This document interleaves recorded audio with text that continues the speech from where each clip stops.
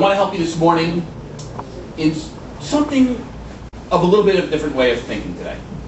Well, my hope is in the next 30 to 35 minutes to maybe change the way you completely think about the real estate business.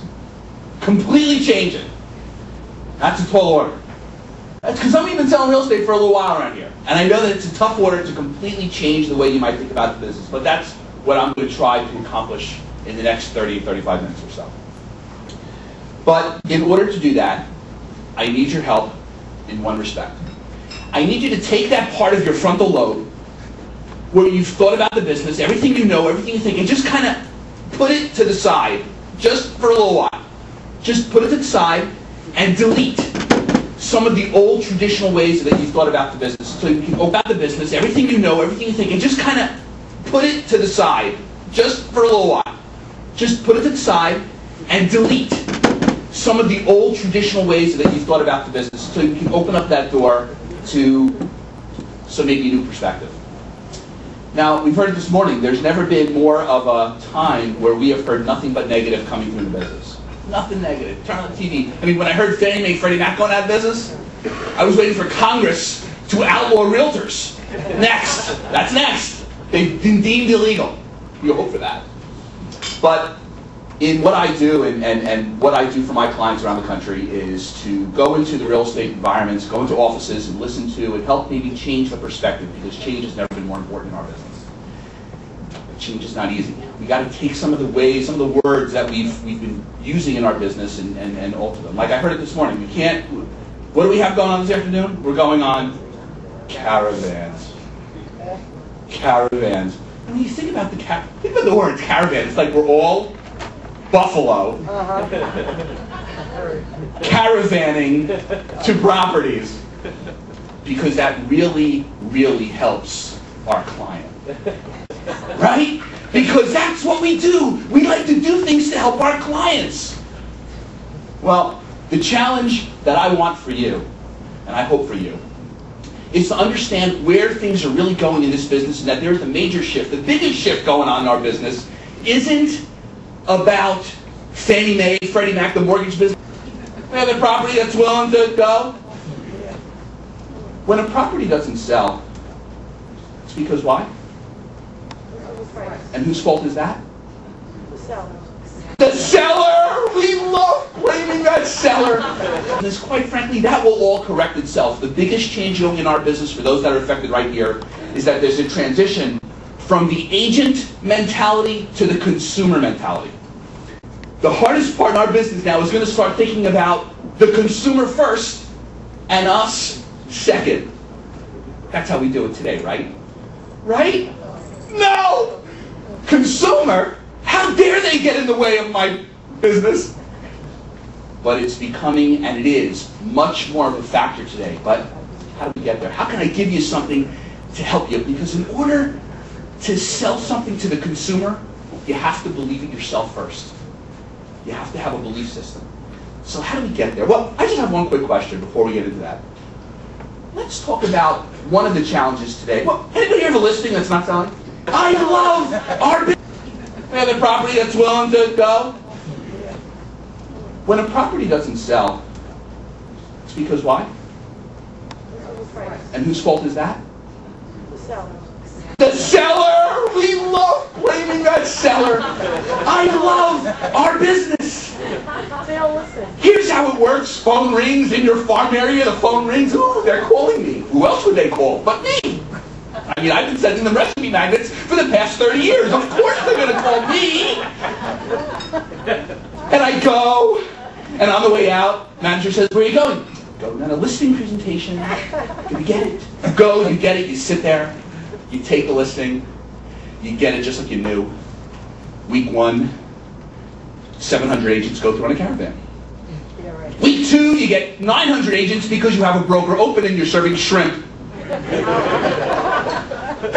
And week 3, week 4, week 5, nothing's happening, not selling, needs to be reduced. You go talk to the seller won't do it, and you go back to the office. That no good. Ungrateful seller. Look at all the things I did for him. See, my attitude, and I hope yours as well, I believe that when a house doesn't sell because of price, there's only one person to blame, and that's us. Because there's two signatures on a listing agreement, right? There's the seller and who else? Us. And we endorse the crack-induced coma. We endorse the insanity. We endorse it by our signature.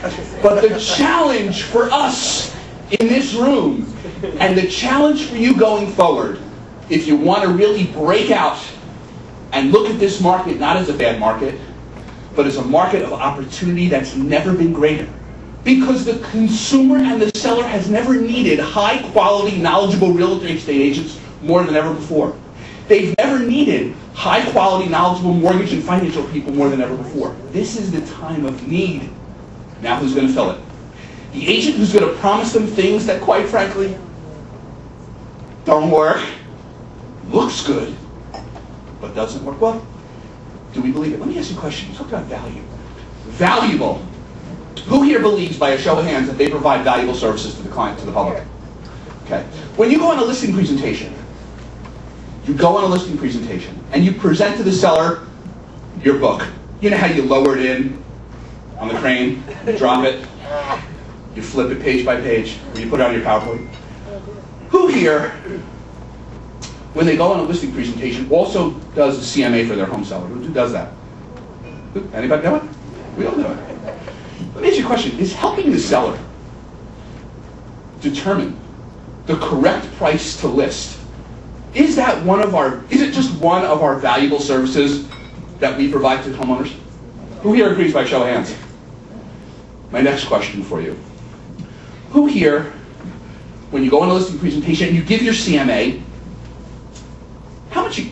who here's done one in the past year? Anybody? Okay, you did your presentation. You did your presentation, and you told them how wonderful you are, and how wonderful your company is, and your market share is #1. It is. It is, because that matters too. Nobody. That's okay. And you do a CMA? Absolutely. And how much do you charge the seller for the CMA? I don't do the CMA unless I have the listing. What do you charge them? How much does he give you a check for? What's the price of my house? 6%. How much do you charge me for the CMA? I don't. It's what? Free! It's free! I heard it 4 times this morning before the presentation started. I heard free this, free. Free! Anybody who charges? Who charges $1,000? Wait a minute. The question I asked before was, when we tell a seller, when we provide a seller with the price, is that one of our valuable services? And we all said, like Caravan, yes. But it's free. If I'm a homeowner today, can I get an idea of what my home is worth? Do I even need a realtor? No, you don't even, yes you do. There's no such thing as Zillow and Cyber Homes. And every website on the planet Earth of a real estate company has a home search and a value estimator to give the public an idea of what their home is worth. Is telling a seller the price a valuable service at the time that we go on the listing? Is it valuable? It's not valuable because it's free. What's valuable and where our value is not the price, because the price is nothing more than a what? It's a guess. It's about price, but wait a minute, this is where we have to go back in time and change our thinking. My realtor of the 21st and 22nd century should not share with me, don't tell me price. Price is irrelevant. What I want my realtor to do is to convince me where to position my home relevant to the competition that's out there on the market today. Call yourself a price positioner, not a price estimator. They give me a position not based upon the nice Viking stove and hood that I have and pavers. They give it to me because they've evaluated the marketplace that includes every single home of similar size and nature that's available in the MLS. How many 4-bedroom, 2.5-bath colonials are available kind of in this neck of the woods? How many? Hundreds, but we go in with our CMA with how many? 3.